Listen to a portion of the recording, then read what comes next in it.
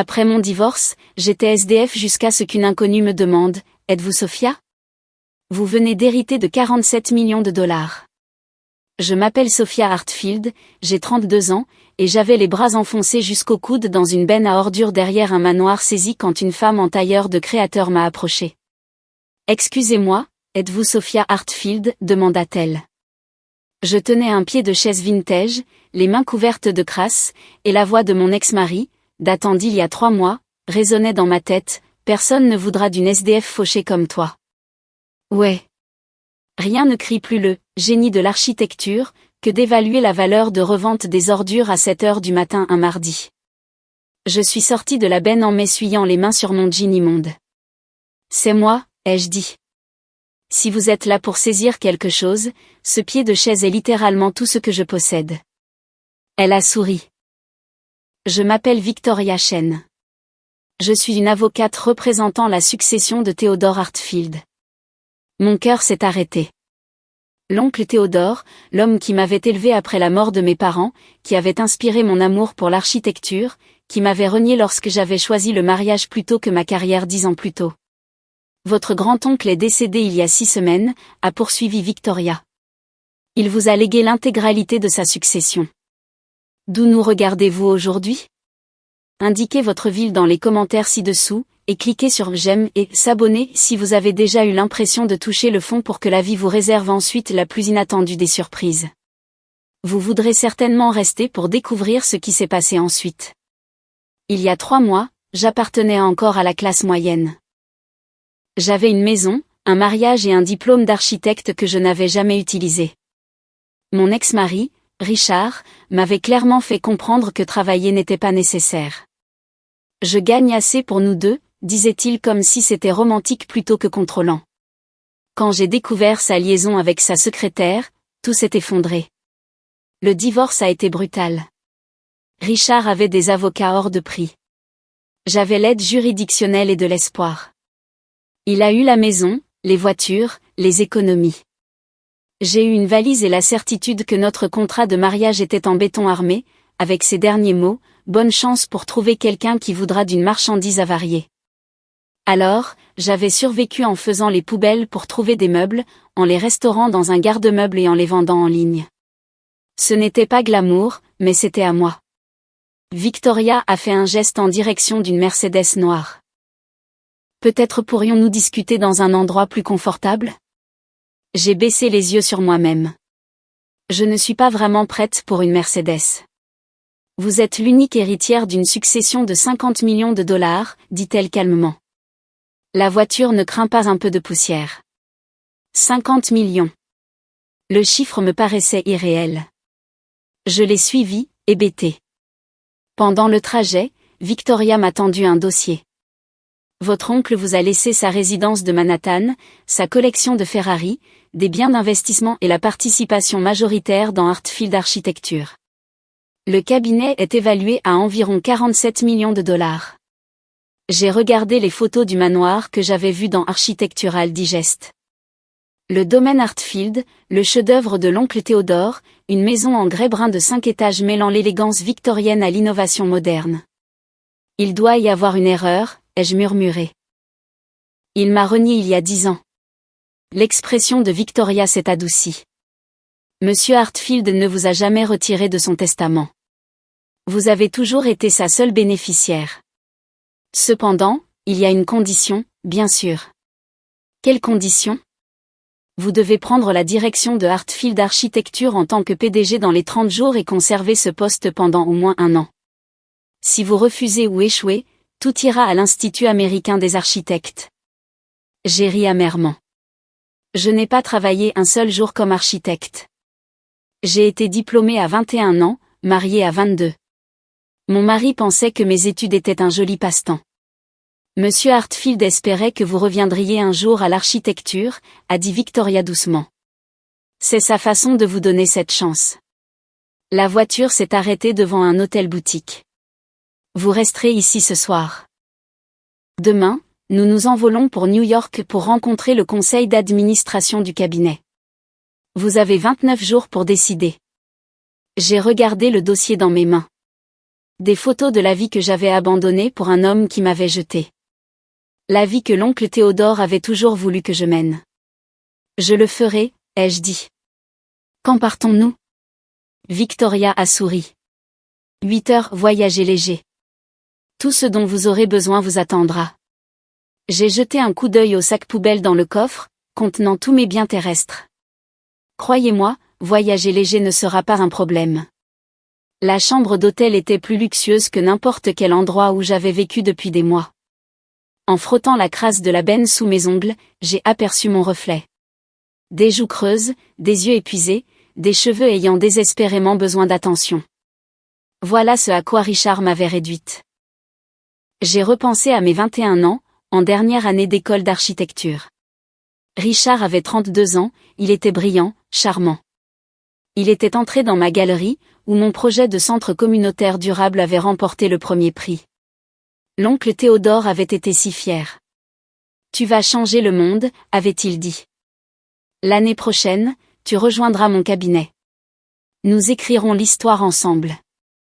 Richard avait entendu. Il s'était présenté, avait complimenté mon travail, m'avait invité à dîner. En 6 mois, nous étions fiancés. En 8 mois, mariés. L'oncle Théodore avait refusé de venir. Tu fais une erreur, m'avait-il dit au téléphone. Cet homme ne veut pas d'une partenaire. Il veut un trophée. Tu choisis de t'enfermer dans une cage. J'avais été furieuse, jeune, stupidement amoureuse. Tu es juste jaloux parce que je choisis ma propre voie. Non, avait-il dit tristement. J'ai le cœur brisé parce que tu jettes tout ce pourquoi tu as travaillé. Mais tu es une adulte. C'est ta vie à gâcher. Nous ne nous étions plus parlé. Pas quand j'envoyais des cartes de Noël. Pas quand j'ai appelé pour son 80e anniversaire. Pas quand j'avais le plus besoin de lui. Richard avait été contrôlant dès le début. Ça a commencé petit, en suggérant que je n'avais pas besoin de postuler à des emplois. Prends le temps de t'installer dans la vie conjugale, puis en me décourageant de passer l'examen d'habilitation. Pourquoi te stresser? Quand j'ai essayé de travailler en freelance de chez moi, en concevant des extensions pour des voisins, Richard organisait des voyages de dernière minute, rendant impossible le respect des délais. Finalement, j'ai arrêté d'essayer. Ma seule rébellion était la formation continue. Des cours en ligne, des revues d'architecture, des conférences. Quand Richard voyageait, je remplissais des carnets de projets que je ne construirais jamais, de propositions que je ne présenterais jamais, de rêves qui n'existaient que sur le papier. Richard les a trouvés une fois. C'est un joli passe-temps, avait-il dit avec dédain. Mais concentre-toi sur le maintien de la maison en ordre. Nous recevons les Johnson. J'ai commandé le service en chambre, mon premier vrai repas depuis des jours. J'ai cherché Hartfield Architecture en ligne. Le site était élégant, présentant des bâtiments du monde entier, musées, hôtels, résidences, chacun étant un chef-d'œuvre de Theodore Hartfield. J'ai trouvé sa biographie, une photo datant de plusieurs années, les cheveux argentés et l'air distingué, debout devant le musée d'art moderne de Seattle. La légende notait qu'il était précédé dans la mort par sa femme Eleanor et n'avait pas d'enfant, mais j'avais été comme une fille pour lui autrefois. Après la mort de mes parents quand j'avais 15 ans, l'oncle Théodore m'avait recueilli. Il avait encouragé mon intérêt pour l'architecture, m'avait emmené sur les chantiers, m'avait appris à voir les bâtiments comme des êtres vivants. Il avait payé mes études, cru en mon talent, et j'avais tout jeté pour un homme qui n'avait jamais pris la peine de savoir sur quoi portait ma thèse. Mon téléphone a vibré. Victoria, la voiture vient vous chercher à 8 heures. Apportez tout ce que vous possédez. Vous ne reviendrez pas ici. J'ai regardé le sac poubelle contenant mes biens. Une valise de vêtements, mon ordinateur portable, 17 carnets remplis de 10 ans de dessin. C'était tout. J'ai passé la nuit à revoir ces carnets, observant mon évolution. Mes premiers travaux étaient dérivés, copiant l'oncle Théodore. Mais au fil des ans, j'avais trouvé ma propre voie. Un design durable mêlé à des éléments classiques. Des bâtiments à la fois intemporels et innovants. L'opinion de Richard n'avait plus d'importance. Elle n'en avait jamais vraiment eu. À 8 heures du matin, j'étais dans le hall avec mon sac poubelle et la tête haute. Victoria était déjà dans la voiture. Bien dormi, demanda-t-elle. Mieux que je ne l'ai fait depuis des mois. Alors, que se passe-t-il à New York? D'abord, le domaine Hartfield. Ensuite, vous rencontrerez le conseil d'administration à 14 heures. Ils s'attendent à ce que vous refusiez. La plupart se sont positionnés pour acquérir des parts de l'entreprise. Pourquoi penserait-il que je refuserais? Victoria a souri. Parce que vous n'avez jamais travaillé dans le secteur. La plupart des gens seraient intimidés. Heureusement que je ne suis pas comme la plupart des gens. Et pour information, j'en connais un rayon sur l'architecture. Je n'ai juste jamais eu l'occasion de la pratiquer. Alors que nous montions à bord d'un avion privé, je n'arrêtais pas de penser que c'était un rêve. Hier, une benne à ordures. Aujourd'hui, un vol en première classe pour Manhattan. Demain, à la tête d'un cabinet de plusieurs millions de dollars. L'univers avait un sacré sens de l'humour. La silhouette de Manhattan est apparue en dessous alors que nous descendions. Je n'étais jamais venu ici. Richard détestait les villes, préférant les banlieues tranquilles où il pouvait contrôler notre environnement. La voiture a serpenté dans des rues que je n'avais vues que dans les films, puis a tourné dans une rue bordée d'arbres. Le domaine Hartfield se trouvait au milieu du pâté de maisons. Une maison en grès brun de 5 étages, à la fois imposante et accueillante. Une façade victorienne originale avec des touches modernes. Des panneaux solaires déguisés en tuiles. Des fenêtres en verre intelligent. Des jardins entretenus par des professionnels. Bienvenue chez vous, a dit Victoria. Avez-vous déjà vécu un moment où votre vie entière a basculé en un seul souffle? Partagez vos pensées dans les commentaires ci-dessous, car des années plus tard, je suis encore en train de digérer ce sentiment. Une femme d'une 60aine d'années se tenait à la porte, souriant chaleureusement. Madame Hartfield, je suis Margaret. J'ai été la gouvernante de votre oncle pendant 30 ans. Elle a fait une pause. Je me suis occupée de vous aussi, après le décès de vos parents. Vous ne vous souvenez probablement pas bien de moi. Vous étiez si jeune et en deuil. Mais je ne vous ai jamais oublié. Je me souvenais vaguement d'elle. Une femme gentille qui s'assurait que je mange, qui m'avait trouvé en larmes dans le bureau de Théodore. Margaret, ai-je dit en la serrant dans mes bras. Merci pour tout à l'époque. Bienvenue à la maison, ma chère.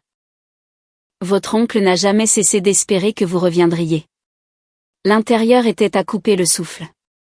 Des moulures d'origine se mêlaient à des lignes épurées et modernes, de l'art sur tous les murs.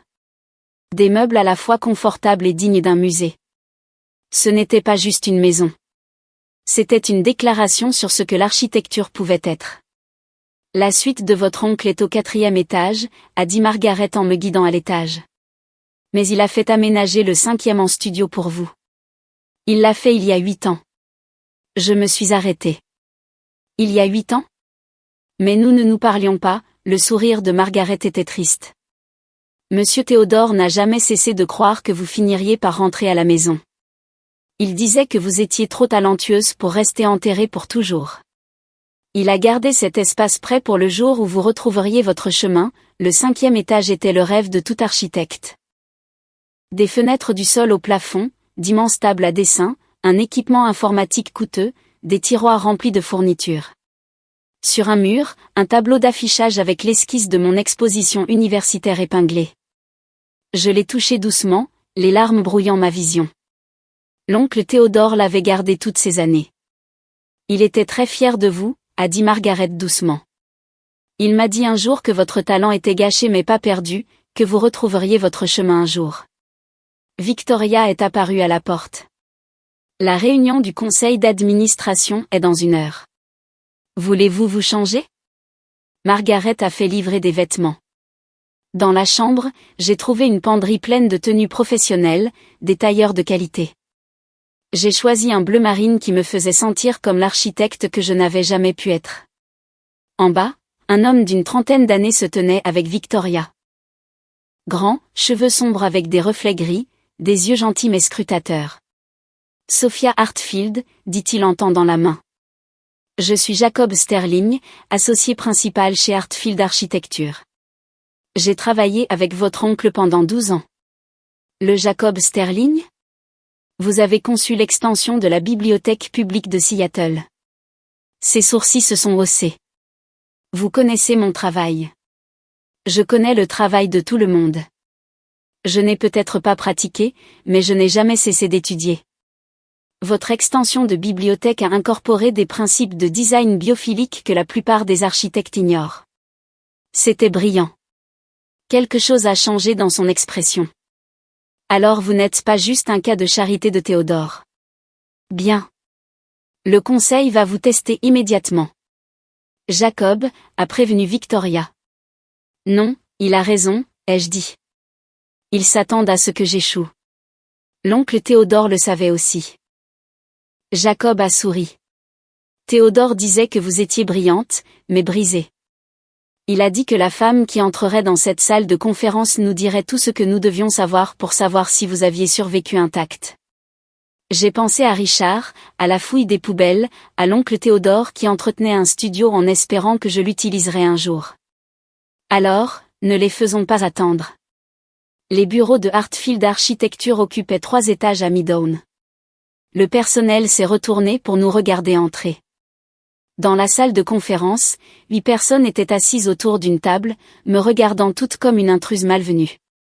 Mesdames et messieurs, a commencé Victoria. Voici Sophia Hartfield, la petite nièce de Theodore Hartfield et la nouvelle PDG de ce cabinet. Un homme d'une 50aine d'années s'est penché en arrière. Avec tout le respect que je vous dois, Madame Hartfield n'a jamais travaillé un seul jour dans ce secteur. Cette décision montre que Théodore n'avait pas toute sa tête. En fait, Monsieur Carmichael, ai-je dit d'une voix ferme, mon oncle avait parfaitement toute sa tête. Il savait que ce cabinet avait besoin d'une vision nouvelle, et non de la même vieille garde s'accrochant aux gloires passées. J'ai sorti un carnet. Ceci est un projet de développement durable à usage mixte que j'ai conçu il y a 3 ans. Jardin de pluie, toit vert, conception solaire passive. J'ai 16 autres carnets comme celui-ci. 10 ans de dessins créés en secret parce que mon ex-mari pensait que l'architecture était un joli passe-temps. Carmichael l'a feuilleté, l'expression a changé, mais d'autres membres du conseil se sont penchés. Une femme a pris la parole. Même si vos conceptions sont bonnes, diriger un cabinet requiert un sens des affaires, des relations clients, une gestion de projet. Vous avez raison, ai-je convenu. C'est pourquoi je m'appuierai fortement sur l'équipe existante, en particulier sur Jacob. Je ne suis pas ici pour prétendre que je sais tout. Je suis ici pour apprendre, pour diriger et pour honorer l'héritage de mon oncle tout en apportant de nouvelles idées. Si vous ne supportez pas de travailler pour quelqu'un qui veut aller de l'avant plutôt que de maintenir une médiocrité confortable, vous êtes libre de partir. Victoria a sorti des contrats. Ceux qui souhaitent rester signeront de nouveaux accords. Ceux qui ne le souhaitent pas peuvent percevoir une indemnité de départ. Vous avez jusqu'à la fin de la journée pour décider. Alors que la réunion se dispersait, Jacob s'est approché. C'était bien joué. Vous vous êtes fait des ennemis de la moitié du conseil, mais la moitié qui compte vous respecte. Me suis-je fait un ennemi de vous? Théodore m'a dit il y a 1 an que si quelque chose lui arrivait, je devais vous aider à réussir. Il a dit que vous aviez été enterrée vivante trop longtemps, et que lorsque vous vous libéreriez, vous seriez inarrêtable. Je pense qu'il avait raison. J'ai regardé la skyline de Manhattan. Il avait généralement raison, bien que son goût en matière de membres du conseil laisserait à désirer. Carmichael a l'air de manger des chatons au petit déjeuner. Jacob a ri. Vous allez très bien vous en sortir ici. Ma première semaine a été un cours intensif sur tout ce que j'avais manqué. Jacob est devenu mon ombre, me guidant à travers les projets, me présentant aux clients, m'expliquant les politiques de bureau. C'était comme rentrer à la maison dans un endroit où je n'avais jamais mis les pieds. Votre oncle avait un style de gestion spécifique, a expliqué Jacob dans mon nouveau bureau. L'espace de Théodore avait été vidé, à l'exception de ses pièces préférées. Une table à dessin des années 1970 usée par le temps. Un fauteuil en cuir sentant légèrement son eau de Cologne. Des maquettes architecturales de ces célèbres bâtiments. Laissez-moi deviner, ai-je dit. Terrifiant. Brillant. Impossible à satisfaire. Jacob a ri. Presque. Il exigeait l'excellence, mais donnait la liberté de trouver sa propre voie. Il préférait voir un échec spectaculaire qu'un succès médiocre. Je comprenais cette philosophie. L'oncle Théodore avait été le même quand j'étais plus jeune. Mon ordinateur a sonné. Un email de Carmichael à tout le personnel de direction. À l'avenir, toutes les décisions de conception nécessitent l'approbation du conseil avant la présentation au client. J'ai regardé Jacob. Ce n'est pas comme ça que l'oncle Théodore dirigeait les choses. Non, Théodore faisait confiance à ses architectes. Carmichael essaie de vous saper. J'ai cliqué sur « Répondre à tous ». Cette politique est rejetée. Hartfield Architecture a réussi parce que nous faisions confiance à l'expertise de nos concepteurs. L'approbation du conseil n'est requise que pour les projets dépassant 10 millions de dollars, comme le stipule la charte de l'entreprise. Envoyé. Les sourcils de Jacob se sont haussés. Vous venez de le ridiculiser. Bien. Richard a passé 10 ans à me faire douter de chaque décision. J'ai fini de laisser les hommes me dire que j'ai besoin d'une permission. Carmichael a répondu en quelques minutes, demandant une réunion privée. J'ai accepté, avec Jacob présent. Quand Carmichael est entré, son expression était froide. Madame Hartfield, j'essaie de protéger la réputation de cette entreprise. En contournant le protocole et en sapant l'autorité de la PDG. Stratégie intéressante. Votre oncle m'a laissé 30% de cette entreprise. Je suis ici depuis 23 ans. Je ne vais pas vous regarder détruire ce que nous avons construit. Je me suis adossé au fauteuil de Théodore. Soyons clairs. Mon oncle m'a laissé la participation majoritaire. Vous pouvez travailler avec moi ou contre moi, mais si vous choisissez de travailler contre moi, vous perdrez. Je vous suggère de passer le week-end à réfléchir soigneusement à la voie qui sert vos intérêts. Après son départ, Jacob a sifflé. D'où est-ce que ça venait? J'ai souri, les mains tremblantes. De 3 mois à manger des ordures et à décider que je préférerais échouer selon mes propres termes. Et aussi, j'ai regardé Succession en boucle. J'ai appris des choses. Ce soir-là, en explorant le bureau seul, j'ai trouvé des dossiers dans les armoires de Théodore étiquetés avec mon nom par année, mes travaux universitaires, des articles sur mon mariage, des photos à divers stades de mon mariage, mon sourire devenant de plus en plus creux. Dans le dossier récent, des coupures de presse sur mon divorce, des documents judiciaires montrant à quel point j'avais été flouée. En dessous, une lettre manuscrite de Théodore datée de 2 mois avant sa mort. Sophia, si tu lis ceci, tu es enfin rentrée à la maison. Je suis désolée d'avoir été têtue. J'aurais dû appeler 1000 fois, mais j'étais blessée que tu aies si mal choisi. Et le temps que j'avale ma fierté, trop de temps avait passé. Je t'ai vu te diminuer année après année. Je voulais intervenir, mais Margaret m'a convaincue que tu devais trouver ta propre voie pour t'en sortir. Elle avait raison. Tu devais choisir de partir. Cette entreprise t'était toujours destinée. Dès l'instant où tu as emménagé à 15 ans et étudié mes plans, j'ai su que tu serais ma successeur. Non pas parce que tu es de la famille, mais parce que tu es brillante. Ton studio contient quelque chose de spécial dans le tiroir du bas à droite du classeur. Utilise-les sagement. Et Sophia, je suis fière de toi. J'ai toujours été fière, même quand j'étais trop têtue pour le dire. Au domaine, j'ai trouvé le classeur. Le tiroir était verrouillé, mais une clé était scotchée en dessous. À l'intérieur se trouvaient 17 portfolios en cuir, chacun étiqueté avec une année. Les premières esquisses de Théodore, ces véritables croquis de travail, pas les versions polies, mais le processus réel et désordonné, les tentatives ratées, les idées révisées, les notes sur ce qui fonctionnait et ce qui ne fonctionnait pas. Chaque portfolio représentait une année de son évolution. C'était l'histoire de l'architecture. La note dans le portfolio récent m'a fait pleurer. Ce sont mes échecs, mes faux départs, les idées terribles qui sont devenues bonnes. Je te donne cela parce que les jeunes architectes ont besoin de voir que même les légendes ont lutté. Utilise-les pour enseigner, pour inspirer, pour te rappeler que le génie ne n'est pas tout formé. Il se construit, une esquisse imparfaite à la fois, tout comme tu te reconstruis maintenant. Avec amour, T. Le matin, j'avais une idée. Quand Jacob est arrivé, j'esquissais frénétiquement. Sur quoi travailles-tu? Un programme de mentorat. La bourse Artfield accueillera des étudiants en architecture d'horizons divers. On leur montrera ses portfolios. On les laissera apprendre du processus de Théodore. Une expérience de projet réel. Des stages rémunérés. Une implication concrète. Jacob a étudié mes croquis. C'est coûteux et chronophage. C'est le but. Nous ne construisons pas seulement des bâtiments. Nous construisons la prochaine génération. Théodore aurait adoré ça. Il l'aurait fait, a doucement convenu Jacob. Tu n'essaies pas d'être Théodore. Tu es exactement celle qu'il espérait que tu deviendrais. Je l'ai regardé. Merci de ne pas me traiter comme si je devais prouver ma valeur chaque seconde. Tu as prouvé ta valeur le premier jour. Tout ce qui a suivi n'est qu'une confirmation. Mon téléphone a vibré. Numéro inconnu. Je l'ai ouvert et me suis figé. Félicitations pour ton héritage. On dirait que tu es retombé sur tes pieds. On devrait se parler. R. Richard. Il l'avait appris par l'article d'Architectural Digest sur ma nomination. Typique.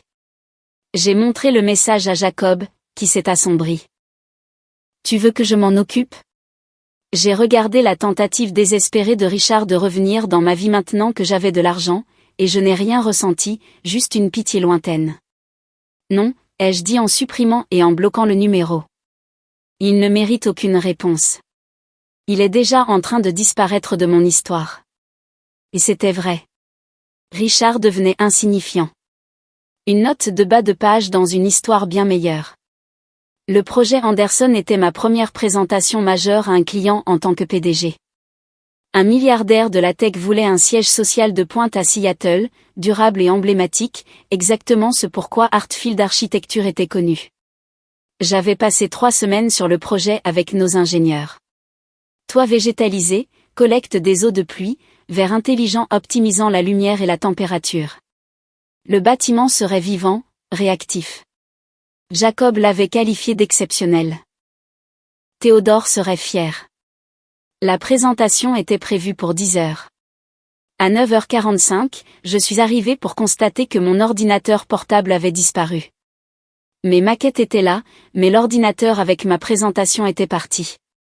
Vous cherchez ça? Car Michael se tenait à la porte, tenant mon ordinateur. Je l'ai trouvé dans la salle de pause. Quelqu'un a dû le déplacer, n'est-ce pas? Et moi, je suis la reine d'Angleterre. Mais je n'avais pas le temps de discuter. J'ai ouvert l'ordinateur et chargé ma présentation. Elle s'est ouverte normalement. Mais en me connectant au projecteur, mon estomac s'est noué. Le fichier était corrompu. Diapositives mélangées, images manquantes, rendues remplacées par des messages d'erreur. Tout va bien, a demandé Jacob, entrant avec les clients. J'avais 30 secondes pour décider. Paniquer, reporter, admettre ma défaite, ou faire ce que Théodore aurait fait. En fait, ai-je dit en fermant l'ordinateur avec un sourire, faisons les choses différemment. Monsieur Anderson, vous avez dit que vous vouliez un bâtiment qui raconte une histoire. Laissez-moi vous raconter cette histoire. Je me suis dirigé vers le tableau blanc et j'ai commencé à dessiner, ma main se déplaçant avec une confiance bâtie sur 10 ans. J'ai dessiné la silhouette du bâtiment, expliqué comment la forme était inspirée par le paysage, comment chaque angle avait un but. L'architecture traditionnelle traite les bâtiments comme des objets statiques, ai-je dit en esquissant les détails. Mais votre siège social sera dynamique, vivant. J'ai dessiné des flèches montrant le flux d'air, la collecte d'eau, les angles du soleil selon les saisons. En été, le verre intelligent s'assombrit automatiquement. En hiver, il s'ouvre pour maximiser le chauffage solaire passif. Anderson s'est penché en avant, les yeux brillants. J'ai continué à dessiner, à parler, expliquant chaque choix. Jacob m'a tendu des marqueurs de couleur et j'ai ajouté de la profondeur, de l'ombre, de la vie. Quand j'ai terminé, 45 minutes plus tard, le tableau blanc était couvert d'une représentation complète de ma vision. Brute, honnête, et d'une passion clairement authentique. Anderson s'est levé, examinant le tableau. C'est exactement ce que je voulais. Quelqu'un qui comprend les bâtiments comme des systèmes vivants. Quand pouvez-vous commencer? Après leur départ, ayant accepté les termes immédiatement, j'ai enfin respiré. Jacob souriait. C'était extraordinaire. Quelqu'un a corrompu mes fichiers. C'était du sabotage. Je sais. Car Michael a emprunté votre ordinateur hier. Il a dit qu'il voulait revoir les échéanciers. Ça n'a pas d'importance. Il voulait que j'échoue. Au lieu de ça, j'ai montré à tout le monde que je n'ai pas besoin de présentations sophistiquées. Le travail parle de lui-même. Ce soir-là, j'ai convoqué une réunion d'urgence du conseil avec Victoria comme conseillère juridique. Je veux aborder ce qui s'est passé ce matin. Mes fichiers ont été délibérément corrompus pour saper ma crédibilité. Car Michael s'est agité, mal à l'aise. C'est grave. Ça l'est, c'est pourquoi j'ai fait tracer les modifications. Elles proviennent de votre ordinateur hier à 18h47. Silence. Le visage de Carmichael est devenu rouge. Je vérifiais les fichiers. Si quelque chose a été accidentellement modifié. Il n'y avait rien d'accidentel dans la corruption de chaque sauvegarde, a dit froidement Jacob. Je la testais, a explosé Carmichael. Théodore a laissé cette entreprise à une amatrice sans expérience. J'ai ri. Vous vouliez voir si je m'effondrerais, monsieur Carmichael? J'ai passé 3 mois à vivre dans un garde-meubles.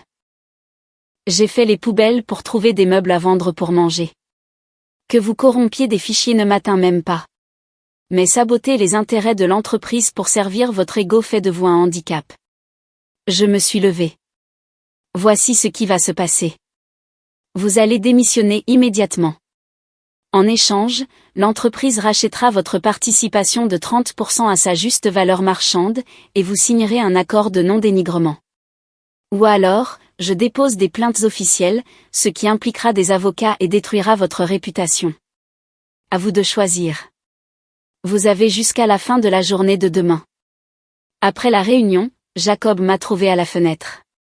Vous avez géré ça parfaitement. Vraiment? Une partie de moi voulait juste le virer. Mais vous lui avez donné une porte de sortie qui préserve sa dignité tout en éliminant la menace. C'est du meilleur leadership. Théodore disait, la marque d'un bon leader n'est pas de célébrer le succès, mais de gérer les gens qui essaient de vous abattre. Je me suis tourné vers lui. Jacob, pourquoi m'aidez-vous vraiment? Vous auriez pu prendre la direction de cette entreprise. Il est resté silencieux. Théodore me l'a demandé. Oui, mais je ne fais pas ça par obligation. En 1 mois, vous avez déjà commencé à changer cet endroit.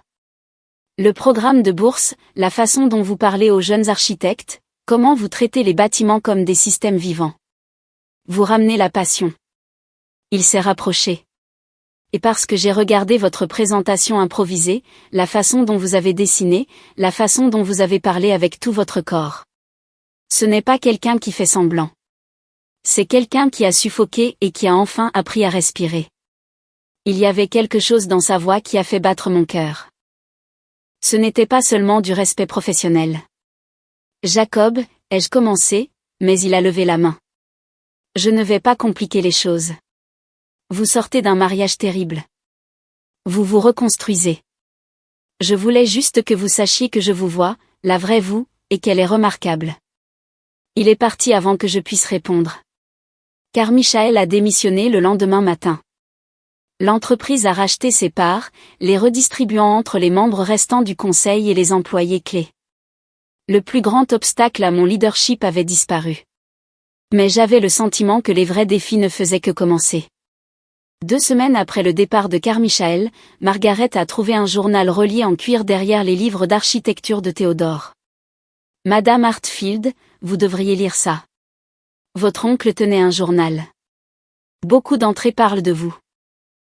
Le journal couvrait 15 ans, depuis mon arrivée chez lui jusqu'aux semaines précédant sa mort. Les entrées sur mon mariage m'ont glacé. 15 mars, il y a 10 ans. Sophia a épousé Richard Foster aujourd'hui. J'ai refusé d'y assister. Margaret dit que je suis têtue et cruelle. Peut-être, mais je ne peux pas regarder quelqu'un que j'ai élevé entrer dans une cage les yeux ouverts. Je lui ai dit qu'il était contrôlant. Elle l'a choisi quand même. Tout ce que je peux faire maintenant, c'est attendre et espérer qu'elle retrouve son chemin 8 décembre, il y a 9 ans. J'ai entendu par des connaissances communes que Sophia ne travaille pas. Richard ne la laisse pas faire. Ma brillante fille se consume dans le silence de la banlieue. Je veux appeler. Margaret ne me laisse pas faire. Elle dit que Sophia doit s'en rendre compte elle-même, que mon intervention la rendrait défensive. Je déteste qu'elle ait raison. 22 juillet, il y a 8 ans. J'ai commencé à construire le studio au 5e étage aujourd'hui. Margaret pense que je suis fou de préparer un espace pour quelqu'un qui pourrait ne jamais rentrer, mais j'ai besoin de croire qu'elle le fera. Le studio est mon acte de foi. 8 avril, il y a 5 ans. J'ai vu Sophia à un gala de charité. Richard avait la main sur son dos toute la nuit, la dirigeant. Elle avait l'air mince, fatiguée, son sourire fragile. J'ai voulu dire quelque chose, mais elle a évité mon regard. Je ne pense même plus qu'elle en soit consciente. La diminution d'elle-même. 30 janvier, il y a 3 ans.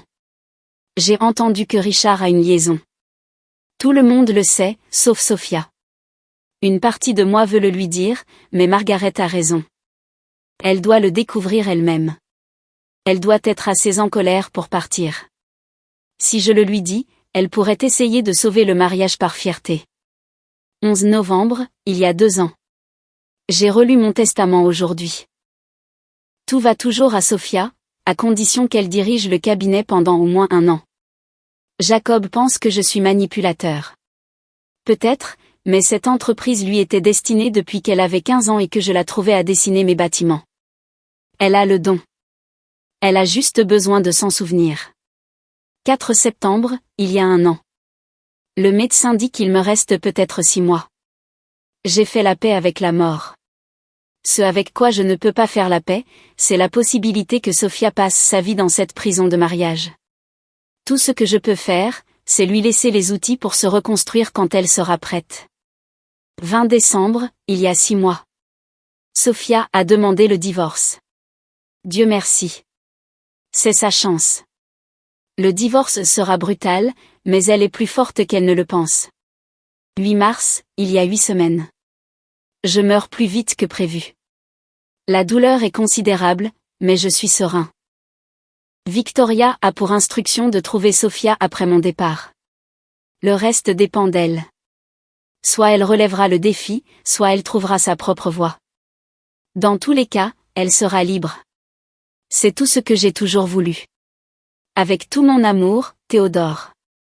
J'étais assise dans son bureau, les larmes coulant, ressentant du chagrin, de la gratitude, de l'amour pour un homme qui avait préparé un studio 8 ans avant que j'en ai besoin, au cas où. Il vous aimait beaucoup, a dit Margaret. Tout ce qu'il faisait venait de cet amour. Il pensait que s'il poussait trop fort, vous vous éloigneriez. Alors, il a attendu et il a préparé cet endroit pour que vous puissiez rentrer à la maison. J'ai perdu tellement de temps. Non, vous avez appris ce que vous deviez apprendre. Théodore le comprenait. Ce soir-là, j'ai appelé Jacob. Peux-tu venir au domaine? J'ai besoin de parler. Il est arrivé en moins d'1 heure. Je lui ai tendu le journal. Il a lu en silence. Quand il a terminé, il m'a regardé attentivement. Comment te sens-tu? Saine. Théodore me comprenait mieux que je ne me comprenais moi-même. Jacob s'est rapproché. Pour ce que ça vaut, il avait raison. La Sophia qui est entrée dans cette salle de conférence n'aurait pas pu exister sans tout ce que tu as traversé. Il a parlé de toi, a dit que tu m'aiderais, que tu comprendrais ce qu'il essayait de faire. Je ne connaissais pas l'existence du journal, mais oui, il m'a parlé de toi environ 1 an avant de mourir. Il m'a dit que sa nièce brillante gâchait sa vie, et que lorsqu'elle s'échapperait enfin, elle aurait besoin de quelqu'un qui n'essaierait pas de la contrôler.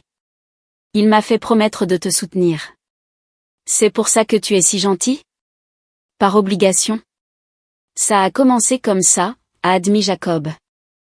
Mais Sophia, j'ai arrêté de faire ça pour Théodore il y a des semaines.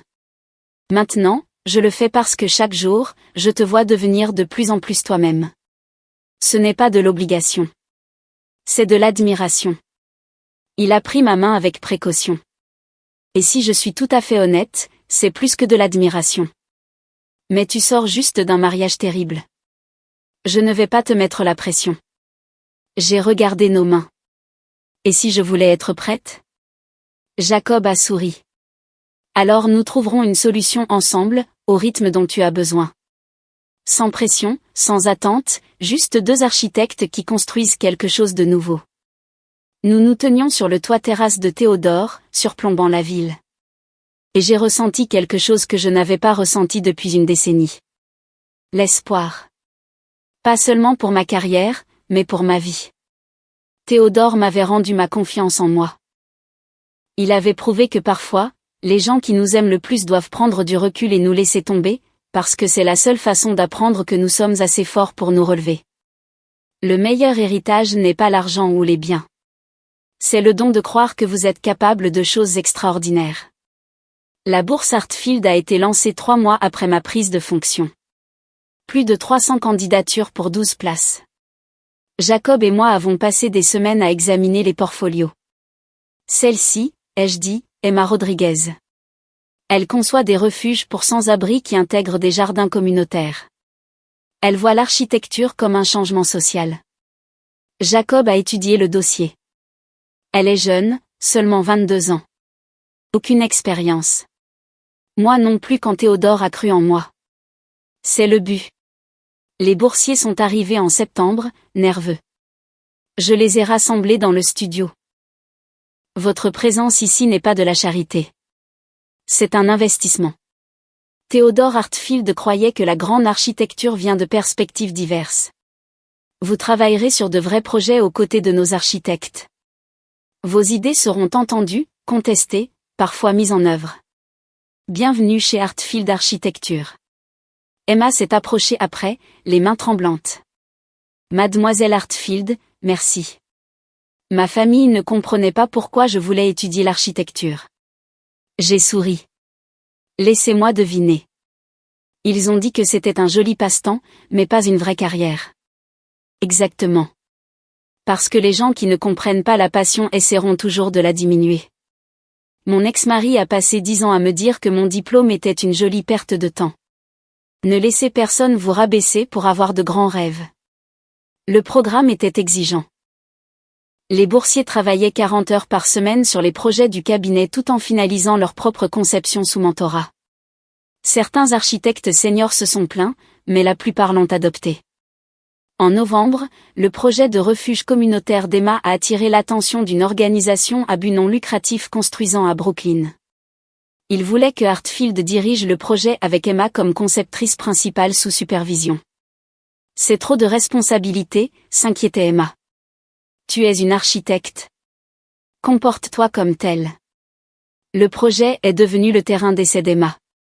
Les critiques se sont demandé si nous n'exploitions pas les jeunes talents. J'ai abordé la question dans une interview pour Architectural Digest. La bourse Hartfield ne vise pas à obtenir de la main-d'œuvre bon marché. Il s'agit de démanteler les barrières qui empêchent les personnes talentueuses d'accéder à l'architecture. Emma vient d'une famille ouvrière.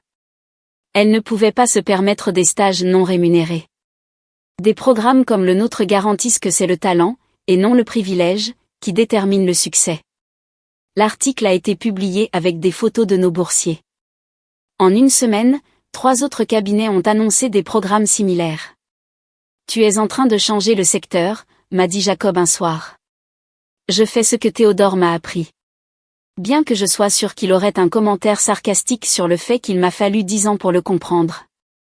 Jacob était devenu plus que mon partenaire commercial.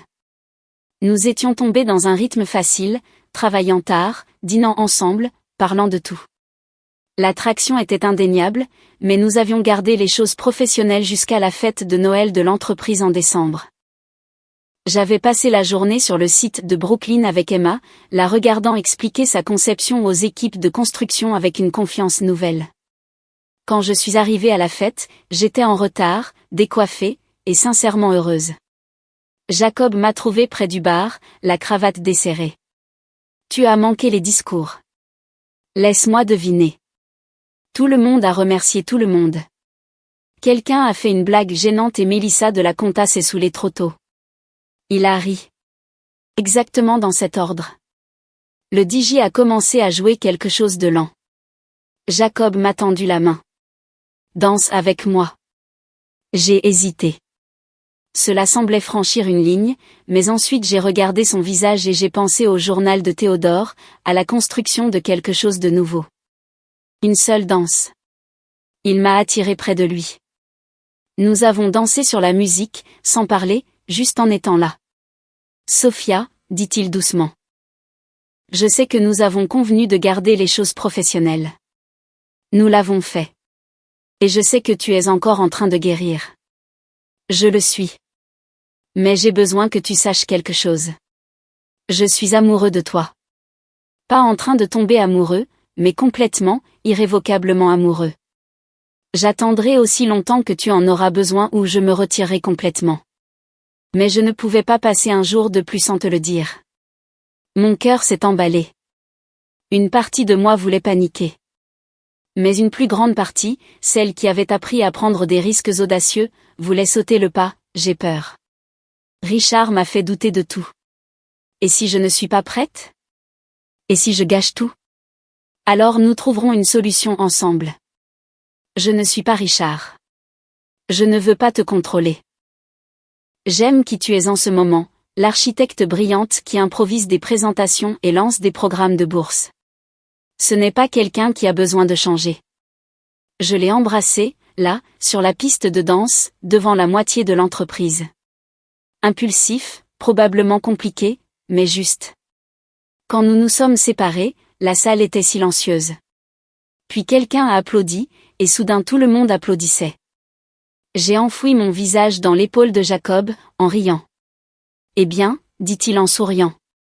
Tant pis pour le professionnalisme. Théodore disait que la meilleure architecture vient des risques audacieux. Je suppose que ça s'applique aussi à la vie. Que pensez-vous qu'il va se passer ensuite? Laissez vos prédictions dans les commentaires. Et n'oubliez pas de vous abonner, car cette histoire est sur le point de prendre un tournant que personne n'a vu venir. La relation avec Jacob a tout changé et rien changé. Au travail, nous étions toujours PDG et associé principal. Après les heures, juste Sophia et Jacob, apprenant à se connaître. Il était patient avec mes hésitations, ne me poussant jamais, toujours là quand j'avais besoin de m'ancrer. Contrairement à Richard, qui avait besoin que je sois petite, Jacob semblait grandir à mes côtés. Parle-moi de ton mariage, m'a-t-il demandé un soir de janvier alors que nous étions assis dans la bibliothèque. Un mois s'était écoulé depuis que nous avions officialisé les choses. La neige tombait dehors. Je me suis tendue. Pourquoi? Parce que je te vois attendre que je devienne comme lui. Chaque fois que tu accomplis quelque chose, tu te prépares. Je veux comprendre ce qu'il a fait pour ne jamais l'imiter accidentellement. Je n'avais jamais parlé des détails à personne, mais le visage de Jacob ne montrait que de l'inquiétude. Il me faisait sentir que tout en moi était soit trop, soit pas assez. Mon diplôme était mignon, mais peu pratique. Mes idées étaient des bêtises d'amateur. Quand je m'enthousiasmais pour l'architecture, il appelait ça de l'obsession. Quand j'étais silencieuse, j'étais ennuyeuse. Je ne pouvais pas gagner. Ce n'était pas à propos de toi. C'était à propos de lui, qui avait besoin que tu sois peu sûre de toi. Je le sais maintenant, mais pendant 10 ans, je l'ai cru. Je me suis faite de plus en plus petite. Alerte spoiler, ça n'a pas marché. Il m'a quand même trompée. Jacob a pris ma main. Sophia, tu es la personne la plus extraordinaire que j'ai jamais rencontrée. Ta passion n'est pas trop. C'est tout. Quand tu parles de bâtiment, ton visage s'illumine. Le jour où tu es entré dans cette salle de conférence et que tu as refusé de t'excuser d'exister, j'ai su que tu allais tout changer. Je l'ai embrassé, submergé par la différence entre être célébré et être effacé. Je t'aime, ai-je dit. La première fois. Je suis encore en train de comprendre comment faire ça sans peur, mais je t'aime. Nous trouverons une solution ensemble. C'est la différence. Nous sommes une équipe. En février, Architectural Digest a publié son reportage. L'article ne portait pas seulement sur la bourse. Il parlait de mon histoire, de la fouille des poubelles à la direction d'un cabinet prestigieux. Des 10 années d'attente de Théodore, de la transformation de Hartfield Architecture. La réaction a été écrasante. Les médias voulaient des interviews. Les écoles m'invitaient à parler. Les clients voulaient Hartfield. Mon Instagram a gagné 50 000 abonnés en une semaine, mais la visibilité a attiré une attention indésirable. Richard a appelé un mardi. J'étais en réunion quand mon téléphone s'est allumé avec son nom. Je n'avais jamais changé son contact. Je devrais probablement consulter à ce sujet. J'ai ignoré. Il a rappelé, puis a envoyé un texto. J'ai vu l'article d'Architectural Digest. Impressionnant. On devrait se parler. J'ai montré le message à Jacob, qui a froncé les sourcils. Bloque-le. Je veux d'abord savoir ce qu'il veut. Message suivant, j'ai fait des erreurs. Je le vois maintenant. Peut-être qu'on pourrait se voir pour un café. Pour tourner la page. J'ai ri amèrement. Il veut revenir maintenant que j'ai du succès. Tu ne vas pas le voir. Mon Dieu, non. Mais je vais répondre. J'ai tapé, Richard, tu as passé 10 ans à me convaincre que j'étais sans valeur. Tu as tout pris et tu m'as dit que personne ne voudrait d'une SDF fauchée. Tu avais tort sur moi à l'époque, et tu es insignifiant maintenant. Ne me contacte plus. Envoyer, bloquer, supprimer. C'était une sensation incroyable. Jacob m'a serré contre lui. Comment te sens-tu? Libre. Il n'a pas le droit de réécrire l'histoire. Il a fait ses choix et je suis passé bien au-delà. Mais Richard n'en avait pas fini. Il a contacté Emma via LinkedIn, se faisant passer pour un ami. Elle m'a immédiatement prévenu et a envoyé des captures d'écran. Un type nommé Richard Foster m'a contacté, a dit qu'il était votre ex et voulait vous féliciter. Je lui ai dit que je ne transmettais pas de message à ma patronne de la part d'inconnus. C'était bien? C'était parfait. S'il te recontactait, bloque-le. La dernière tentative de Richard est venue par son avocat, une lettre demandant une réunion pour discuter d'opportunités commerciales potentielles et de réconciliation. Jacob l'a lu avec colère. Il veut que tu investisses dans son entreprise. Il utilise ton succès pour financer son affaire qui périclite. Bien sûr. Il a passé notre mariage à prendre de moi. Mais je dois admirer l'audace. J'ai demandé à Victoria de rédiger une réponse. Madame Hartfield n'a aucun intérêt pour une quelconque relation professionnelle ou personnelle avec Monsieur Richard Foster. Tout contact ultérieur sera considéré comme du harcèlement et entraînera des poursuites judiciaires. Cela a arrêté les appels, mais ça n'a pas empêché Richard de parler. Un ancien ami m'a contacté pour me prévenir. Richard dit aux gens que tu as volé l'entreprise de Théodore, que tu as manipulé un mourant. Il essaie de te saper. J'aurais dû être en colère. Au lieu de ça, j'ai ressenti de la pitié. Richard était si menacé qu'il avait besoin de créer un récit où j'étais la méchante. Laisse-le parler, ai-je dit à Jacob. Quiconque me connaît la vérité. Les ragots ont atteint le cercle social de Théodore, ce qui a abouti à une invitation à un vernissage de la part de Patricia, une marchande d'art proche de mon oncle. Plusieurs personnes disent des choses. J'aimerais entendre ta version. J'y suis allée avec Jacob. La galerie était remplie de photographies d'architecture, y compris des bâtiments de Théodore. Patricia m'a accueilli chaleureusement. Tu ressembles à ton oncle quand il était jeune. Le même feu dans les yeux. J'ai entendu dire que les gens avaient des questions sur le testament, sur Théodore. Patricia a souri. Ma chérie, ces gens sont des commères jalouses. Théodore parlait constamment de toi dans ces dernières années. Il était si fier, même quand vous ne vous parliez pas. Il m'a montré tes carnets une fois. Il a dit que tu le surpasserais un jour. À la fin de la soirée, j'avais rencontré une douzaine des amis les plus proches de Théodore, tous partageant des histoires sur la façon dont il avait suivi ma vie à une distance respectueuse. Comment il avait planifié cet héritage pendant des années. Comment il avait su que je devais trouver ma propre voie. Ton ex répand des rumeurs parce qu'il est menacé, m'a dit franchement un architecte. Théodore disait toujours que la mesure du caractère d'une personne est la façon dont elle gère le succès des autres. Richard montre à tout le monde exactement qui il est. En rentrant, Jacob a demandé, « Regrettes-tu quelque chose ? Le mariage, les années perdues ?» J'ai réfléchi sérieusement. Je regrette le temps perdu. Je regrette d'avoir cru à ces mensonges. Mais je ne regrette pas le parcours, parce qu'il m'a mené ici. Si je n'avais pas touché le fond, je n'aurais peut-être jamais apprécié d'être au sommet. Ou je serais insupportable à ce sujet. En fait, je suis peut-être insupportable de toute façon. Jacob a ri. Tu n'es pas insupportable. Tu es confiante. Il y a une différence. Théodore aurait approuvé. Il disait toujours que la fausse modestie n'est qu'une autre façon de mentir. Le printemps a apporté de nouveaux défis. Le refuge de Brooklyn était presque terminé, et le projet d'Emma a attiré l'attention des urbanistes de la ville qui voulaient le reproduire. Mais le succès a engendré la surveillance. Marcus Chen, PDG d'un cabinet rival, a lancé une campagne de rumeurs remettant en question nos méthodes. Il suggérait que nous exploitions les boursiers, que notre croissance n'était pas durable, que je profitais de la réputation de Théodore. Le charabia habituel d'un concurrent peu sûr de lui. J'aurais pu l'ignorer. Jacob m'a conseillé de le faire, lui répondre lui donne de la légitimité, mais j'en avais assez des hommes qui me sous-estimaient. Lorsque Marcus a publié une tribune dans une grande revue critiquant la bourse, j'ai répondu publiquement. Mon article était intitulé « Construire des ponts. Pourquoi l'architecture a besoin de nouvelles voies ?» J'y exposais la structure de la bourse, la rémunération, le modèle de mentorat. J'ai abordé le privilège de front.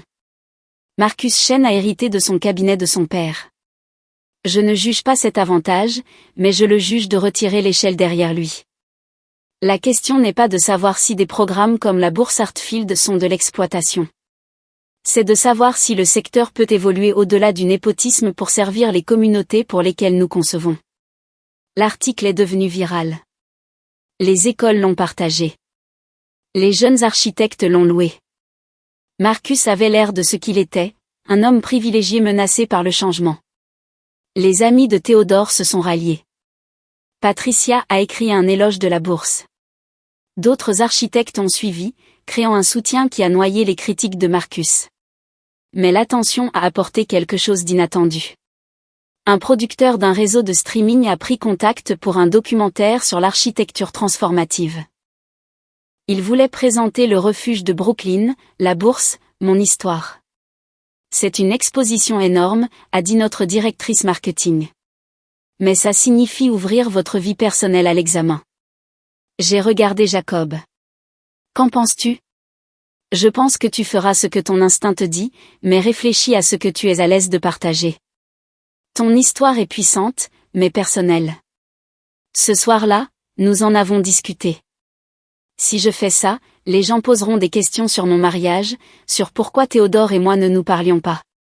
Je devrais parler de Richard, ce qui signifie parler publiquement de violence psychologique, a dit Jacob doucement. Je n'avais pas envisagé cet angle.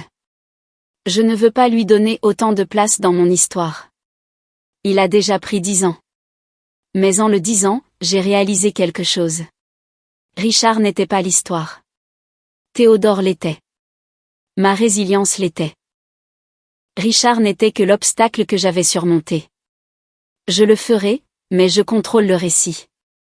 Il filme ce que j'autorise. C'est du journalisme architectural avec une profondeur émotionnelle, pas de la télé-réalité. L'équipe est arrivée en mai. Pendant 2 mois, ils ont tout documenté. L'ouverture du refuge de Brooklyn, où Emma a prononcé un discours qui m'a fait pleurer de fierté.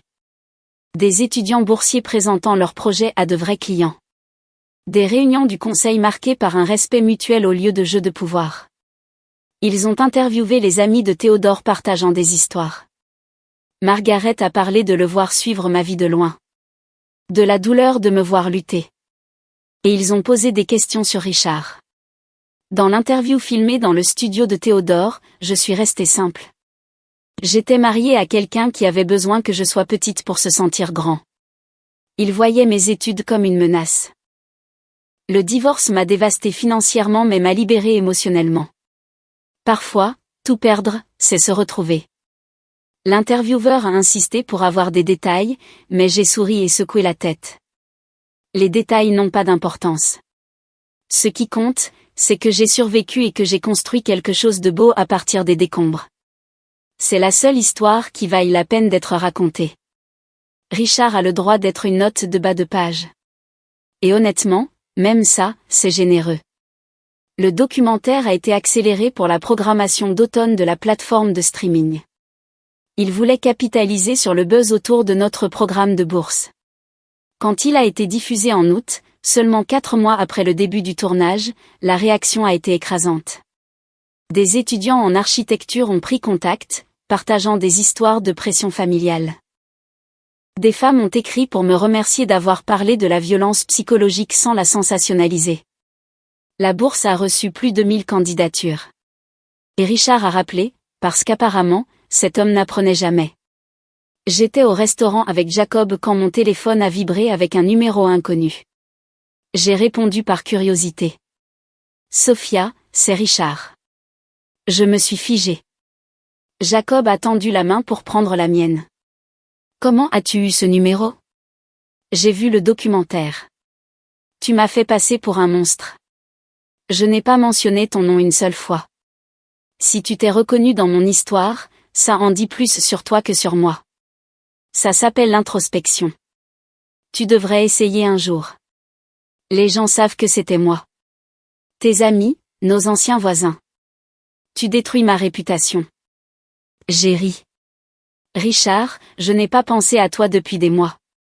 Ta réputation m'importe peu. J'ai dit ma vérité, et si ça te met mal à l'aise, peut-être devrais-tu réfléchir à pourquoi. C'est honnêtement impressionnant à quel point tu es délirant. Je veux des excuses publiques. Une déclaration disant que je n'étais pas violent, que le divorce était mutuel. Non, Sophia.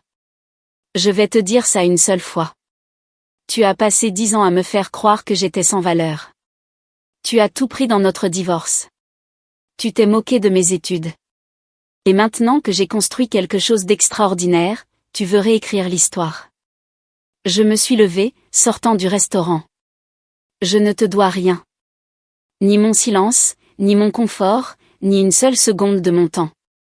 Tu es une note de bas de page dans mon histoire. Perds mon numéro, perds mon nom, perds tout espoir que je te considère un jour comme pertinent. J'ai raccroché et j'ai appelé Victoria. Richard vient d'exiger des excuses publiques. J'ai besoin d'une mise en demeure. S'il me contacte ou contacte quiconque m'est associé à nouveau, j'engage des poursuites judiciaires. Considère que c'est fait. Et Sophia, je suis fière de toi. De retour à table, Jacob m'attendait avec mon vin et un sourire fier. Ça va? Je suis parfaite. Il voulait me rabaisser à nouveau, et j'ai refusé. C'était une sensation incroyable. Une femme à la table voisine s'est penchée. Je suis désolée d'avoir écouté, mais j'ai vu le documentaire. Merci d'avoir été honnête à propos de votre mariage. Ma fille est dans une relation comme ça. Votre histoire pourrait lui donner du courage. Je lui ai donné ma carte. Dites-lui d'appeler mon bureau. Je suis heureuse de parler à quiconque a besoin d'entendre qu'il n'est pas seul. En partant, Jacob m'a passé le bras autour des épaules. Tu changes des vies, pas seulement à travers des bâtiments, mais à travers ton histoire. C'est le véritable héritage de Théodore. Pas les bâtiments, mais la conviction que l'architecture concerne les gens, la création d'espaces où les vies peuvent se transformer. Le vote pour l'association a eu lieu en octobre, exactement 1 an après ma prise de fonction. Jacob avait été associé principal, mais le conseil devait approuver formellement son élévation au poste de QPDG à mes côtés. Je m'attendais à une certaine résistance. Ce que j'ai eu, c'est une approbation unanime et quelque chose d'inattendu. Avant de conclure, a dit Patricia Stevens, membre du conseil, il y a une autre affaire. Sophia, le conseil a reçu une offre pour Hartfield Architecture. Je me suis figée. Quoi? Elle a fait glisser un document sur la table. Le cabinet de Marcus Chen veut nous racheter.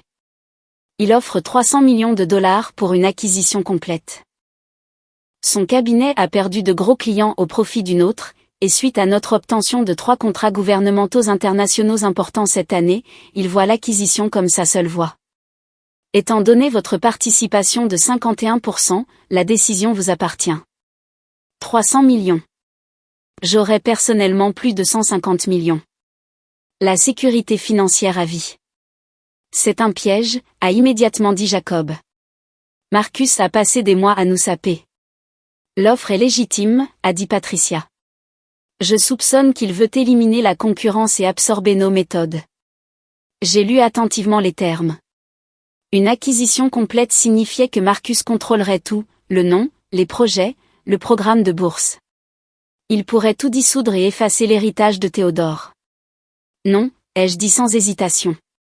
Sophia, c'est beaucoup d'argent, a dit doucement Patricia. Tu devrais au moins y réfléchir. Je n'ai pas besoin d'y réfléchir.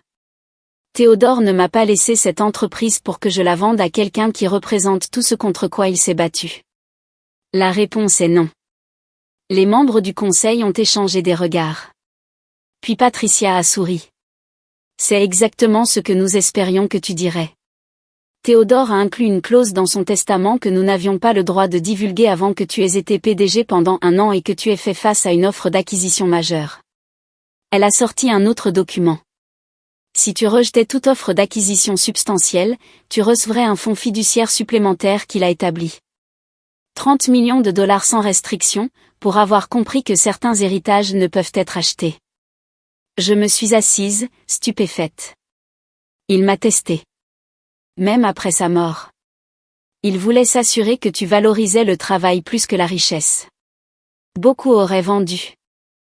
Théodore avait besoin de savoir que tu choisirais la mission. Jacob me regardait attentivement. Comment te sens-tu? J'y ai pensé. Il y a 1 an, j'aurais pu être en colère contre la manipulation. Maintenant, je comprenais différemment. Théodore ne m'avait pas contrôlé. Il m'avait prouvé ce dont j'étais capable. J'ai l'impression qu'il me connaissait mieux que je ne me connaissais moi-même. Il y a 1 an, j'aurais peut-être vendu. Mais maintenant, cette entreprise n'est pas seulement l'héritage de Théodore. C'est aussi le mien. Et elle n'est pas à vendre. Le vote pour faire de Jacob un PDG a été adopté à l'unanimité. À la fin de la réunion, Patricia m'a prise à part. Théodore t'a laissé une dernière chose. Elle m'a tendu une petite boîte en velours. Instruction de te la donner après que tu aies passé le test de l'acquisition. À l'intérieur se trouvait une bague, un simple anneau avec des plans architecturaux gravés dans le métal et une note manuscrite de Théodore. Sophia, si tu lis ceci, tu as passé mon dernier test. Cette bague appartenait à ma femme, ta grand-tante Éléanore, que tu n'as jamais rencontrée. Elle était aussi architecte, l'une des premières femmes à exercer dans les années 1950. Elle a fait face à des barrières que tu ne peux imaginer, mais elle n'a jamais compromis sa vision. Quand elle est morte, j'ai promis que je la donnerais à quelqu'un digne de son héritage. Cette personne, c'est toi. Construis avec audace, vis avec audace, et ne laisse jamais personne te rabaisser. Je suis fière de toi. J'ai glissé la bague à mon doigt et elle était parfaitement à ma taille. Bien sûr qu'elle l'était. Théodore avait tout planifié. Ce soir-là, Jacob m'a trouvé dans le studio, regardant Manhattan, la bague d'Éléanore captant la lumière. Un sou pour tes pensées? Théodore a tout orchestré. L'héritage, les défis du conseil, l'offre d'acquisition. Il a tracé des tests pour prouver que j'étais celle qu'il croyait que je pouvais être. Es-tu en colère? Non, je suis reconnaissante. Il ne m'a pas seulement donné une entreprise. Il m'a donné des défis qui m'ont forcé à devenir l'architecte, la leader, la personne que j'étais censée être. Sans ces tests, j'aurais peut-être douté de moi pour toujours. Jacob m'a enlacé par derrière. Tu sais ce que je pense? Théodore savait que tu réussirais chaque test parce que tu avais déjà quelque chose que Marcus Chen et les gens comme Richard ne comprendront jamais. Qu'est-ce que c'est? La capacité de valoriser les gens plus que le profit, de voir le potentiel dans les problèmes, de construire au lieu de détruire. C'est pour ça que je suis tombé amoureux de toi. Pas parce que tu es l'héritière de Théodore, mais parce que tu vois le monde comme un endroit qui mérite d'être amélioré. Je t'aime aussi. Tu as été mon partenaire à travers tout ça. En parlant de partenariat, a dit Jacob, la voix nerveuse. Il a sorti une petite boîte de sa poche et l'a ouverte. À l'intérieur se trouvait une bague, simple et élégante, avec un petit diamant captant la lumière. Sophia Hartfield, je ne fais pas ça à cause d'un test ou d'un calendrier. Je le fais parce que chaque jour avec toi est meilleur que le précédent, et je veux une vie de jour à te regarder changer le monde. Veux-tu m'épouser? J'ai regardé la bague, puis Jacob, puis le studio autour de nous que Théodore avait construit en espérant que je reviendrais. Il y a 1 an, j'étais mariée à quelqu'un qui voulait me diminuer. Maintenant, j'étais demandée en mariage par quelqu'un qui me célébrait. Oui, ai-je dit, les larmes coulant. Oui, absolument. Oui. Il a glissé la bague à côté de celle d'Éléanore, et elles allaient parfaitement ensemble. Ancien héritage et nouveau départ. Devrions-nous le dire aux gens ce soir? En fait, a dit Jacob en sortant son téléphone avec un sourire. J'ai déjà demandé à Margaret de préparer du champagne. Elle espère ça depuis que tu as emménagé. Nous sommes descendus pour trouver Margaret rayonnante, du champagne au frais. Il était temps. Monsieur Théodore serait si heureux.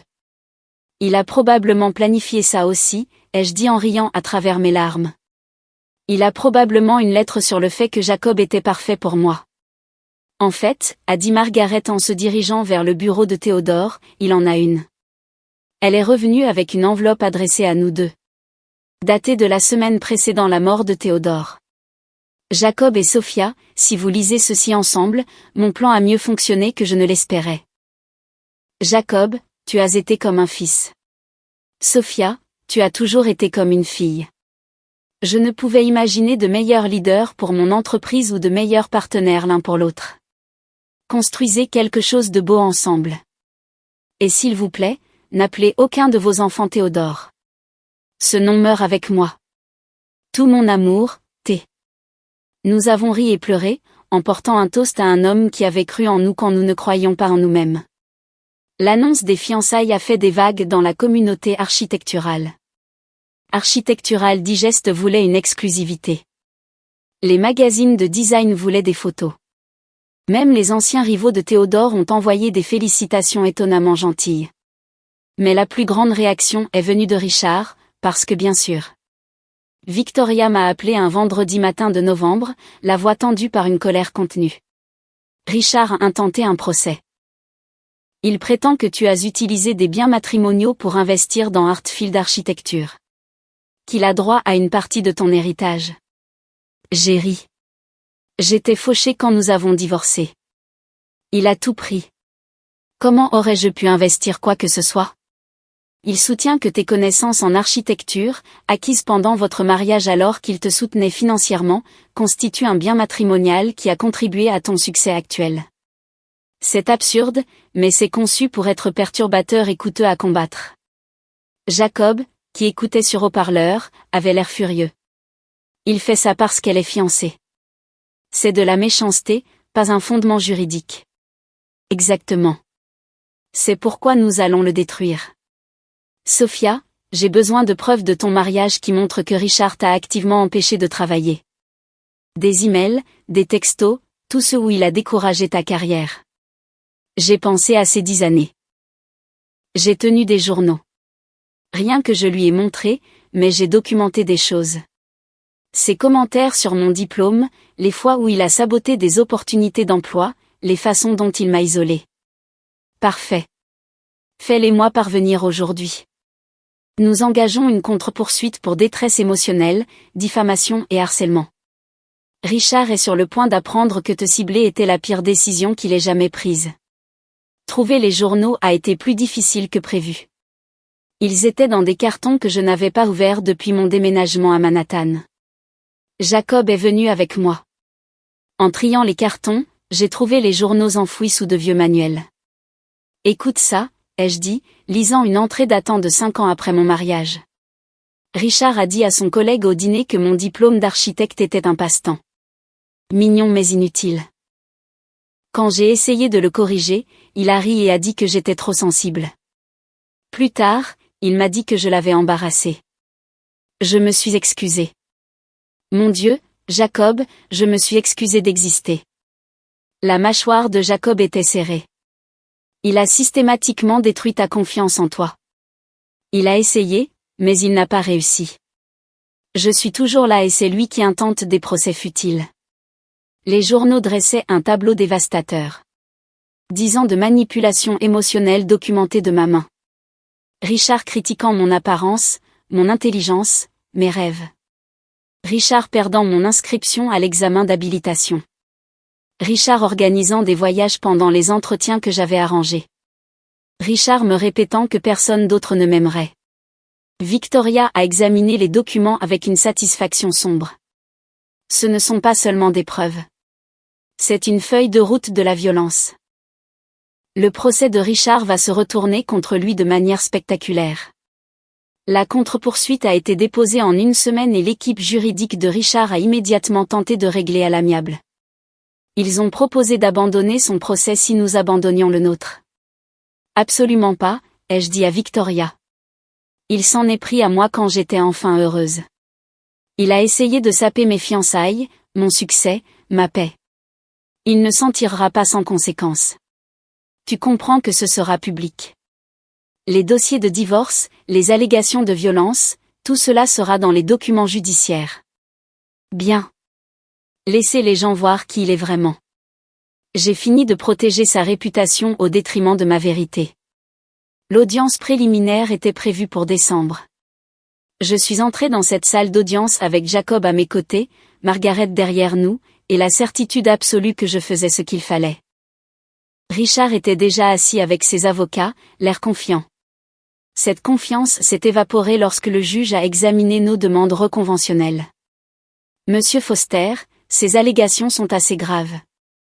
Violence psychologique, contrôle financier, sabotage délibéré de carrière. Votre avocat a indiqué qu'il s'agissait d'un simple litige de propriété. L'avocat de Richard s'est levé.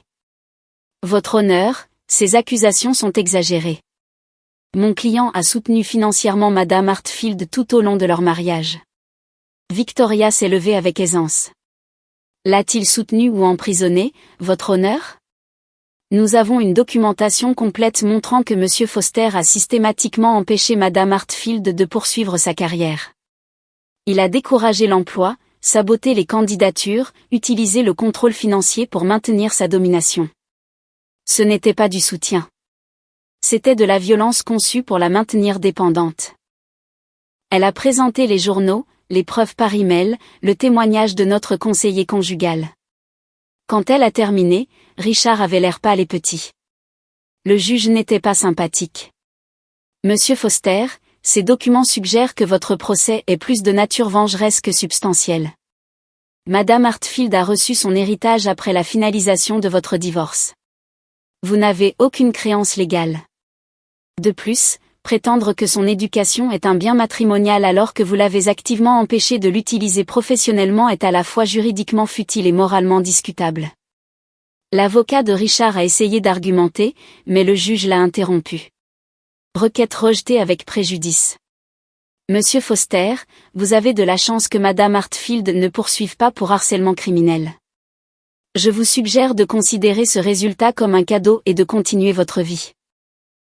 À l'extérieur du palais de justice, des journalistes attendaient. Je m'y attendais.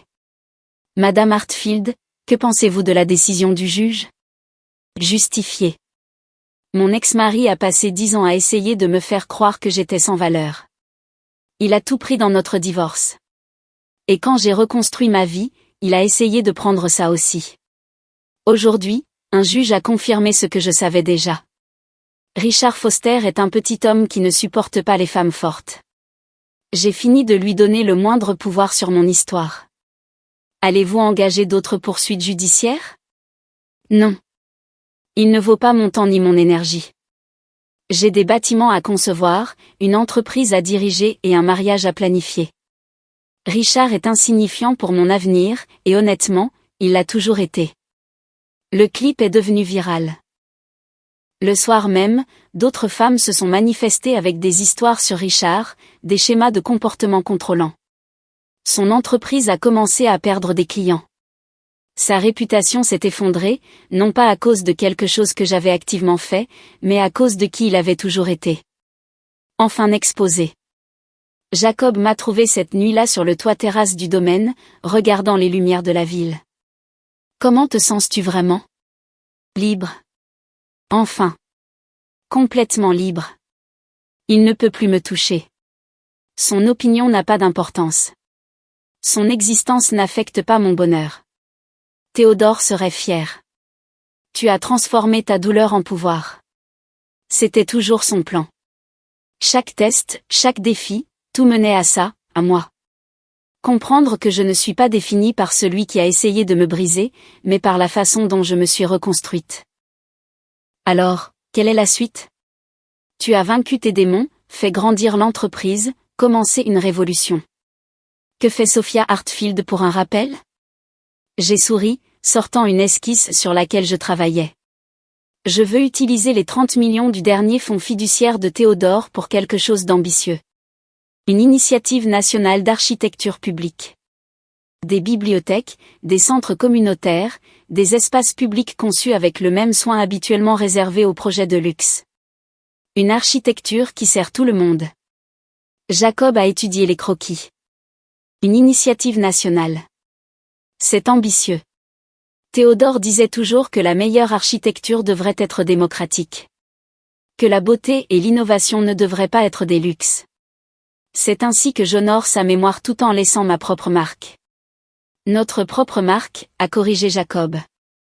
Partenaire. Tu te souviens? Je l'ai embrassé, goûtant à des larmes de joie. Partenaire en tout. Le mariage a eu lieu en avril, exactement 18 mois après que je sois sortie de cette benne à ordures.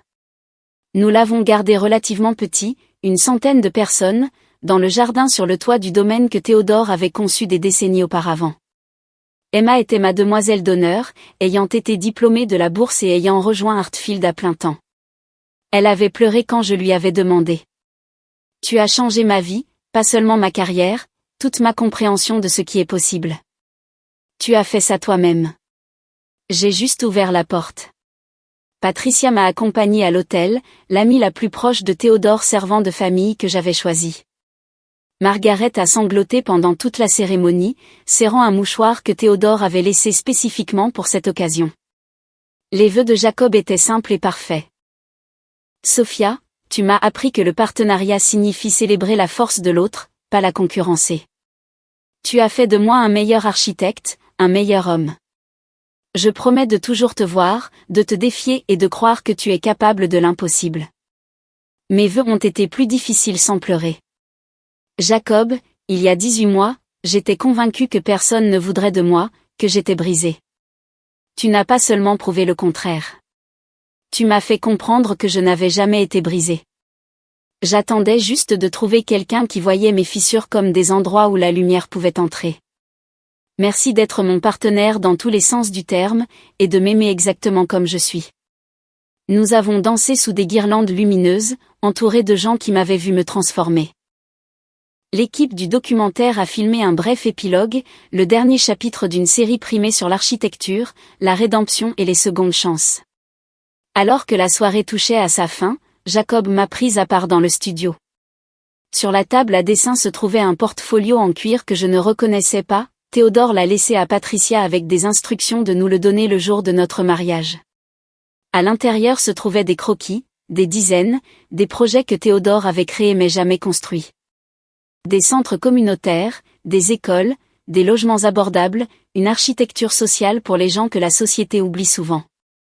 La note disait, Sophia et Jacob, ce sont mes rêves que je n'ai jamais eu le temps de réaliser. Maintenant, ils sont les vôtres. Construisez-les ensemble, avec audace, pour les gens qui ont besoin de la preuve que quelqu'un voit leur valeur. L'architecture ne consiste pas seulement à créer de beaux espaces. Il s'agit de créer des espaces qui rendent de belles vies possibles. Je vous aime tous les deux. Maintenant, arrêtez de lire et allez danser avec ta femme, Jacob. Nous avons ri à travers nos larmes, la voix de Théodore si claire. Puis nous sommes retournés à la fête, à la vie que nous construisions ensemble. L'initiative d'architecture publique a été lancée l'année suivante. En utilisant le dernier fonds fiduciaire de Théodore et un financement supplémentaire provenant des bénéfices de Hartfield, nous avons commencé à concevoir et à construire des bibliothèques, des centres communautaires et des espaces publics à travers le pays. Chacun intégrait un design durable, des artistes locaux et la participation de la communauté, l'architecture comme collaboration. Emma a dirigé la conception de la bibliothèque communautaire de Philadelphie, son premier projet en tant qu'architecte principal. J'ai assisté à l'inauguration, la regardant expliquer sa vision à la presse. L'architecture m'a sauvé la vie, a dit Emma aux journalistes. Pas seulement en tant que carrière, mais comme preuve que je pouvais construire quelque chose de significatif. Sophia Hartfield m'a appris que les bâtiments sont plus que des structures. Ce sont des promesses que de meilleurs avenirs sont possibles. J'ai retrouvé Emma après, la serrant fort dans mes bras. Théodore aurait adoré ça. Il t'aurait adoré. Je sais. Parce que tu m'as aimé assez pour vous deux. Merci d'avoir vu le potentiel quand je ne le pouvais pas. Hartfield Architecture a grandi régulièrement au cours des années suivantes, non pas en poursuivant le prestige, mais en recherchant des projets qui s'alignaient sur nos valeurs. Nous avons conçu des écoles dans des communautés mal desservies, des logements abordables qui ne sacrifiaient pas la beauté, des espaces publics qui rassemblaient les gens. Nous avons remporté des prix, mais plus important encore, nous avons changé des vies. Richard est tombé dans l'oubli, son entreprise faisant faillite, sa réputation détruite par ses propres actions et par les multiples femmes qui se sont manifestées avec des histoires similaires. J'en ai entendu parler par d'anciennes connaissances et n'ai rien ressenti. Ni satisfaction, ni justification, juste une indifférence totale. Il était devenu ce qu'il avait toujours été, insignifiant. 5 ans après avoir pris la direction de Hartfield, j'ai été invité à prononcer le discours de fin d'études de mon école d'architecture. Je me tenais au podium, regardant les diplômés qui me rappelaient la personne que j'avais été. Quand j'ai été diplômée, j'avais un diplôme, un rêve et une certitude absolue quant à mon avenir. En une semaine, j'avais tout abandonné pour un homme qui avait besoin que je sois petite. Pendant 10 ans, j'ai disparu dans une vie qui n'était pas la mienne.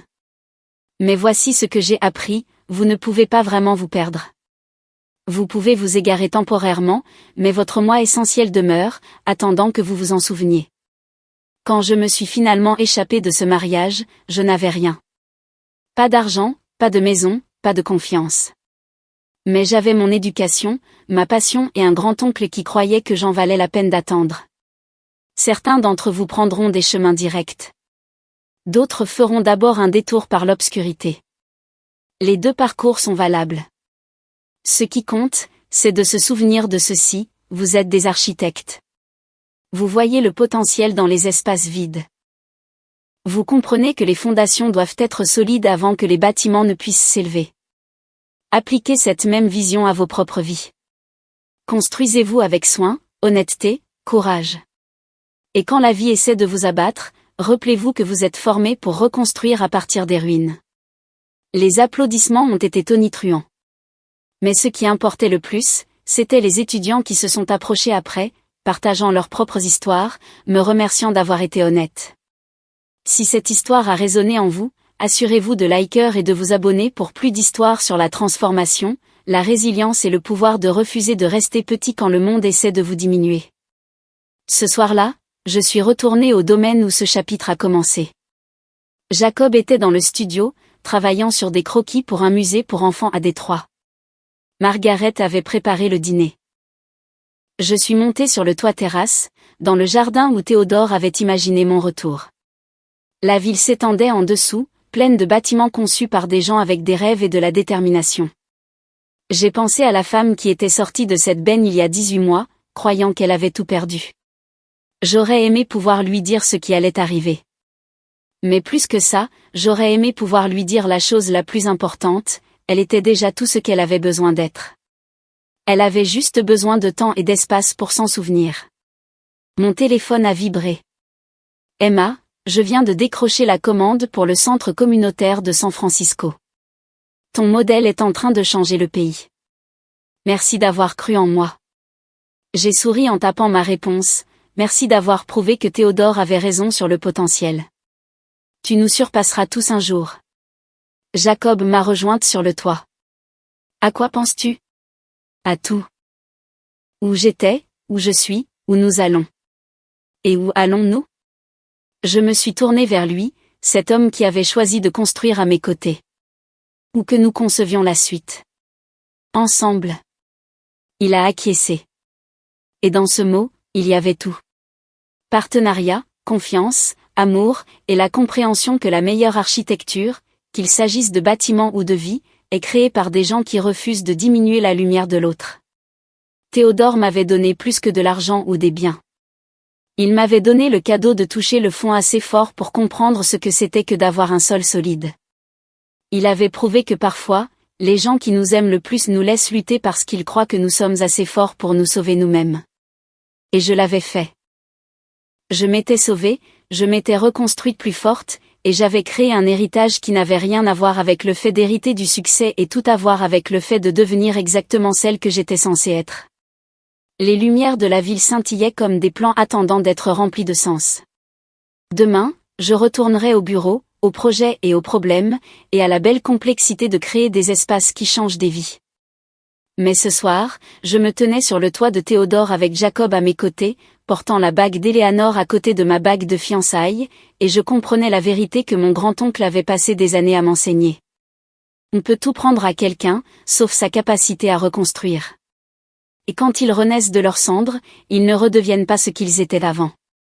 Ils deviennent quelque chose de meilleur, de plus vrai, d'inarrêtable. Je n'étais plus la protégée de Théodore. Je n'étais plus la victime de Richard. Je n'étais même plus seulement Sophia Hartfield, PDG. J'étais une architecte, non seulement de bâtiments, mais de seconde chance, de possibilités, de futurs construits sur des fondations de conviction que chacun mérite un espace pour grandir et devenir le meilleur de soi-même. Et c'était ça, l'héritage qui comptait vraiment.